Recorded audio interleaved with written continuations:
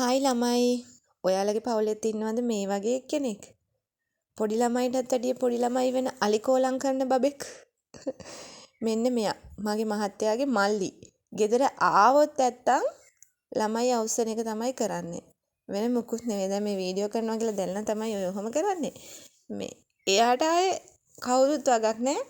හොඳටම අවුස්සලා අඬවලා තමයි යන්නේ. දැක්කනේ චූටි පුංචිට කරපු දේවල්. මෙයා ආපු වෙලේ ඉඳලා මට කියන්න වෙන්නේ වචන දෙකයි. එපා මල්ලි, එපා මල්ලි. ඕක තමයි මට කියන්න වෙන්නේ. අඬවලා ෂේප් කරගන්නත් දන්නවා. ළමයි බලා ගන්නත් හොඳට දන්නවා. හැබැයි නිදහසේ ඉන්න නෑ ආවාම. පේනවනේ? වැරදි ඔක්කොම ටික කරලා මොකුත් කරේ නෑ වගේ ඉන්නවා. මොනවා වුණත් මොන දේ කරත් කොල්ලගේ හිත හොඳයි. ගින් එන්නම්.